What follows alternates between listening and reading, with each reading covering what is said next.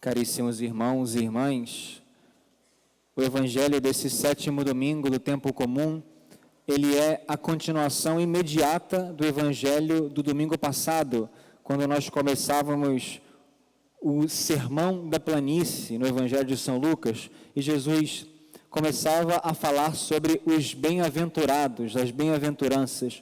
Bem-aventurados os que choram, bem-aventurados os pobres, etc, etc. E hoje o Evangelho continua nesse discurso tão importante de Jesus para nós, mas que de alguma forma é uma palavra muito dura de Jesus e muito importante para a nossa vida interior. Jesus hoje fala sobre o amor aos inimigos. E essa palavra de Jesus, esse Evangelho, essa exigência de Jesus, é de fato uma novidade, porque nunca se tinha ouvido falar que se devesse amar os inimigos dessa forma, assim como Jesus tinha falado nesse Evangelho. Mas a primeira coisa que nós devemos salientar aqui nessa leitura é o destinatário para quem o Senhor fala essas palavras. Porque vejam que São Lucas, ele destaca essa palavra de Jesus que parece quase que uma forma irônica, que Jesus começa assim: a vós que me escutais, eu digo, amai os vossos inimigos. Para quem que Jesus está falando? Aqueles que o escutam. Ou seja, se você quer escutar Jesus, se você quer seguir Jesus, essa palavra é para você. Se você quer seguir a Cristo, essa palavra é para você. Mas agora, se você não quer, essa palavra não precisa ser para você. Você pode ir embora. É aquele evangelho também que nós ouvimos esses dias durante a semana. Jesus dizia assim: se alguém quiser me seguir, negue-se a si mesmo, tome sua cruz e me siga. É se alguém quiser, não é obrigatório. Se alguém quiser, você segue, você escuta, você ouve a palavra de Deus e põe em prática. Mas se você não quiser, você pode ir. Jesus não obriga a ninguém a obedecer os seus mandamentos. Jesus deixa na liberdade daqueles que querem ser cativados pelo seu amor. Mas agora, se você quer escutá-lo, esse evangelho é para você. Se você quer ouvir, acolher a palavra de Deus, essa é a exigência para você. Porque Jesus sabe o quão exigente é essa palavra. E Jesus começa dizendo: amai os vossos inimigos. A palavra usada nesse evangelho, no grego, é agape. É aquele amor que é próprio de Deus, que é o amor total, é o amor sacrificial, o amor que renuncia, o amor que se entrega, o amor que se doa, é o amor máximo, é o amor total, totalitário. E vejam, por que esse amor para nós às vezes é difícil de ser compreendido? Porque nós estamos acostumados, quando falamos a palavra amor, nós estamos acostumados a relacionar amor com um certo sentimento. Quando nós falamos que amamos alguém, ou quando nós falamos que alguém nos ama, nós normalmente relacionamos esse amor a aqueles sentimentos prazerosos, a aquelas pessoas com as quais nós gostamos de estar, aquelas pessoas que nos dão um certo prazer, a sua presença. Então, essa palavra amor, ela sempre vem para nós com uma conotação de sentimento, de prazer, de momentos bons, positivos. Portanto, quando nós ouvimos Jesus falar, amai os vossos inimigos, aquilo quase que dá um tilt na nossa cabeça. Porque nós achamos que amor é nos sentirmos bem com aquele amado. Mas vejam, que o amor que Jesus está nos propondo com esse evangelho é um amor um pouco mais elevado. Não é o amor sentimental, não é o amor de se sentir bem, não é o amor de ser prazeroso. Porque vejam, quem são os inimigos? Pensa numa pessoa, por exemplo, que traiu você, uma pessoa que te caluniou, uma pessoa que te difamou, uma pessoa que mentiu contra você, uma pessoa que xingou você, uma pessoa que fez o mal a você. Você não sente prazer nessas coisas? Você não tem sentimentos positivos, bondosos, quando você lembra dessa situação? Portanto, se você achar que o amor aos inimigos é aquele amor que vai te dar prazer, de fato, é quase impossível viver essa palavra. Portanto, é preciso entender que tipo de amor o Senhor está falando para nós aqui. É um amor que não é um amor sentimental. É um amor que não está ligado aos sentimentos, é um amor que está ligado à vontade. Eu quero amar essa pessoa, eu decido amar essa pessoa. Portanto, é um amor mais elevado. É o amor próprio de Deus. Jesus disse em João capítulo 15, versículo 13, ninguém tem maior amor do que aquele que dá a vida pelos seus amigos. E São Paulo, quando vai falar do amor de Jesus Cristo, ele diz assim, em Romanos 5, versículo 8, ele fala, a prova de que Cristo nos amou é que ele deu a sua vida por nós quando ainda éramos pecadores. Agora vejam, quem foi em primeiro lugar que colocou isso aqui em prática? Amar os inimigos, fazer bem aos que vos odeiam. Quem foi? Jesus. Jesus amou os seus inimigos, Jesus amou com amor divino.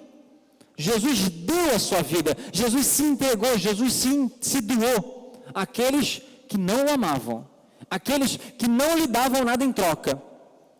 E muitas vezes esses somos nós. Em primeiro lugar, para nós conseguirmos colocar em prática isso aqui, nós precisamos entender que nós, muitas vezes, somos os inimigos de Deus, fomos os inimigos de Deus, nós maltratamos o Senhor, nós não correspondemos ao Senhor, nós não obedecemos ao Senhor e nós viramos as costas para o Senhor. Nós somos os inimigos a quem Deus entregou a sua vida. Em primeiro lugar, nós precisamos nos sentir assim. Como é que Deus nos tratou quando nós éramos inimigos? Como é que Deus nos tratou quando nós estávamos no pecado? Quando nós voltamos as nossas costas para Ele? Sempre nos tratou com misericórdia. Como diz o Salmo de hoje, o Senhor é indulgente, é favorável, é paciente, é bondoso, é compassivo. Não nos trata como exigem nossas faltas. É assim que Deus trata você. É assim que Deus trata você quando você cai, quando você peca, quando você volta o seu coração contra Ele. Deus te trata assim. Quando você se coloca como inimigo de Deus, Deus não te trata como exigem as tuas faltas. Deus não me trata como exigem as minhas faltas. Portanto, a primeira coisa que nós temos que fazer para colocar isso em prática é olhar para Cristo e olhar para nós. Porque nós somos inimigos, muitas vezes, que maltratamos o Senhor, e Ele nos trata com carinho, com misericórdia, com amor, com compaixão. Mas vejam, agora como nós colocamos isso em prática, concretamente? Se amar os inimigos não é ter sentimentos necessariamente sobre eles, como vamos amá-los? 3 pontos o Senhor nos dá concretamente aqui. Para amar esses inimigos, em primeiro lugar, fazer o bem aos que nos odeiam. Fazer o bem àqueles que são os nossos inimigos. Quando você é maltratado, quando você é caluniado, quando você é xingado, quando você recebe alguma coisa de mal, a primeira coisa que você deve fazer para amar o seu inimigo é fazer o bem a ele. Ou seja, não retribuir o mal que você recebe. Porque nós às vezes achamos que só porque fomos maltratados, e às vezes em coisas grandes, caluniados, traídos, adulterados, só porque recebemos coisas grandes, estamos autorizados a pagar com a mesma moeda. E não estamos. Se queremos seguir a Jesus, a vós que me escutais, eu digo, se queremos obedecer a Cristo, se queremos imitar a Cristo, nós não estamos autorizados a tratar as pessoas que nos fizeram mal da mesma forma como elas nos trataram. Não estamos autorizados a pagar com a mesma moeda. Em primeiro lugar, portanto, amar os inimigos é fazer o bem a eles. Devolver o mal feito com bem. É aquilo que São José Maria Escrivá dizia, é afogar o mal com abundância de bem. De bem. São João da Cruz também dizia assim, aonde não há amor, põe amor e colherás amor. É exigente, mas é isso que Cristo está nos propondo aqui nesse Evangelho. Fazei o bem aos que vos odeiam. Em primeiro lugar, não retribuir o mal, mas fazer o bem, tratar bem. O que é fazer o bem? Não é necessariamente ter sentimentos para com a pessoa, mas é querer o bem, desejar o bem, não pagar o mal, não oferecer o mal de volta. Mas vejam, esse é o primeiro ponto. Segundo ponto para amar os inimigos, o Senhor já começa a elevar um pouquinho o nível. Ele diz assim, bendizei os que vos amaldiçoam. O que significa bendizer os que nos amaldiçoam? Bendizer é o quê? Dizer bem, falar bem. E aí começa a ser um pouco mais exigente. Porque tudo bem, eu não vou retribuir o mal que eu recebi. Mas eu acho, muitas vezes, que eu estou autorizado a ficar falando mal da pessoa que fez mal a mim. E aí começa a fofoca, começa a maledicência, começa as pessoas acharem que não tem mal. A pessoa fez o mal para mim, eu começo a falar, eu começo a xingar, eu começo a dizer que a pessoa não presta, eu começo a falar dela para todo mundo, eu começo a dizer, difamar aquela pessoa, e eu começo a tirar a honra daquela pessoa, e acho que eu tenho o direito de fazer isso só porque eu fui ofendido, e não temos. Jesus está dizendo que não temos, e não estamos liberados para isso. Bendizei os que vos amaldiçoam significa falar bem, preservar a honra daquele que te fez mal, mesmo que ele não tenha preservado a tua honra, mesmo que ele tenha feito mal a você, falado mal de você, mesmo que ele tenha te exposto, te caluniado, você não está autorizado a fazer o mesmo com ele, não está autorizado a difamá-lo, a fazer fofoca dele, a falar mal dele. Não estamos autorizados a isso, meus irmãos. Isso não é palavra do Padre, isso é palavra de Jesus Cristo. Bendizei os que vos amaldiçoam. Falar bem. E é calar quando precisa calar. É não falar mal. É não difamar. Essa é a mensagem do Senhor para nós. E terceiro e último ponto, concreto para amar os inimigos, é rezar por aqueles que vos caluniam. Rezar. Apresentar a Deus aquele que nos fez mal, aquele que nos fez injustiça, rezar por ele para que se converta, para que encontre o Senhor, rezar também por nós, apresentar os nossos sentimentos ao Senhor, porque um cristão não quer a perdição do outro, o cristão não quer que o outro vá para o inferno, o cristão quer a salvação de todos, assim como Cristo quer a salvação de todos. O que é um cristão? O cristão é aquele que deve querer imitar a Cristo. São Paulo diz em Filipenses 2, versículo 4 e 5, tende em vós os mesmos sentimentos do Cristo Jesus. Agora, quais são os sentimentos de Jesus para com a humanidade? Jesus quer carregar a humanidade para o céu. Embora nem todos possam vir a ser salvos, Cristo morreu por todos e Ele quer conduzir os homens à salvação. Portanto, eu não posso permitir que entre no meu coração um desejo que os outros vão ao inferno, que fulano morra, que fulano vá para o inferno, que fulano se lasque. Esse não pode ser um sentimento de um cristão. Esse não pode ser um sentimento de um coração cristão. Tem que ser como os sentimentos de Cristo. Portanto, nós temos que rezar por aqueles que nos perseguem. Rezar para que se salvem. Rezar para que encontrem a verdade. Agora, Jesus diz assim, não julgueis e não sereis julgados. O fato da gente rezar para que as pessoas se convertam não significa que nós não podemos alertá-las para o caminho da perdição. Infelizmente, hoje nós estamos usando essa palavra de Jesus, não julgueis, como que quase um slogan para poder pecar. Infelizmente, isso está acontecendo. A pessoa faz o que quer, a pessoa vai para o caminho do pecado, e se alguém quiser corrigi-la, não julgueis. Não é isso. Jesus está nos proibindo de sentar na cátedra do juiz e julgar os homens, dizer se vai ser salvo, se não vai ser salvo. Jesus está nos proibindo disso. Mas dizer se uma coisa é certa e se uma coisa é errada, Jesus não está nos proibindo. Pelo contrário, Jesus muitas vezes disse, se teu irmão pecar contra ti, vai lá e corrige-o. Mas sempre com caridade. Jesus falou aqui no Evangelho de hoje. O que vós desejais que os outros vos façam, fazei-o vós também a eles. Se você está no caminho do inferno, no caminho da perdição, no caminho do pecado, você não gostaria que um amigo seu te corrigisse?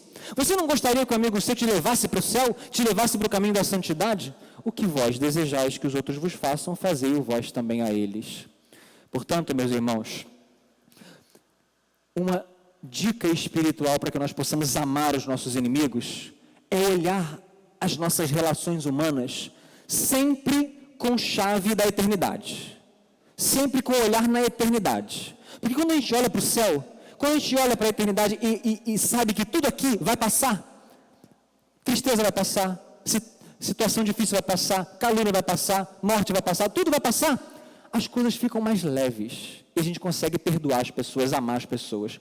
Quero terminar essa homilia trazendo um exemplo de uma santa que pode nos iluminar muito sobre esse evangelho. Na verdade, a mãe de uma santa, Santa Maria Gorete. Santa Maria Gorete foi uma jovem, uma adolescente que faleceu, ela morreu assassinada, a facada, por um homem que queria violentá-la. E esse homem que queria persegui-la, violentá-la, e ela sempre negando, porque não queria guardar sua castidade. Um certo dia, ele com muita raiva dela, matou, esfaqueou Santa Maria Gorete. ela não pôde correr, ela não pôde fugir, ele matou a facadas aquela adolescente e fugiu. Mas fugiu e foi preso por esse crime e esse pecado terrível que cometeu. Então aquela mãe, quando viu a sua filha morta, com muita tristeza no coração, imaginem uma mãe vendo essa cena, sepultou a sua filha, e muito triste ficou por essa cena, é óbvio, e teria todos os motivos do mundo para nunca mais ver aquele homem na vida, para maldizer aquele homem, para fazer com que ele nunca se encontrasse com ele. Ela começou a pensar, porque era uma mulher de muita oração, começou a pensar na salvação daquele assassino. Começou a pensar nas coisas do céu. Começou a pensar não na dor que ela sentia, não nas coisas da terra, não na justiça da terra, mas começou a pensar na salvação dele e nas coisas do céu. E pensou e caiu em si, dizendo: esse homem está no caminho do inferno. E talvez eu possa fazer uma coisa para ajudá-lo, para que ele se converta. Então a mãe de Santa Maria Gorete foi até a prisão e conversou com ele e perdoou aquele assassino. E com muita caridade acolheu aquele homem. E esse perdão, essa caridade da mãe de Santa Maria Gorete transformou o coração daquele assassino, tocou o coração dele, de modo que ele encontrou Jesus Cristo. Aquele perdão foi tão profundo que ele encontrou Jesus e ele começou a se converter dentro da prisão. Depois de alguns dias, ele começou a rezar e em oração. Quem é que aparece para ele em visão espiritual? A Santa Maria Gorete, que ele tinha matado. E ali ele se converte, ele muda de vida e se torna um cristão, um católico. Quando ele sai da prisão, ele vai procurar a mãe de Santa Maria Gorete, que tinha perdoado ele na prisão. E ela se torna como que uma catequista dele. Ela acolhe ele e começa a ensinar a fé, começa a cuidar dele. E depois ele se torna um excelente cristão. A ponto de, anos depois, quando o Papa Pio XII canonizou Santa Maria Gorete, quem estava na Assembleia assistindo a canonização? O seu assassino, aquele que tinha matado aquela mulher.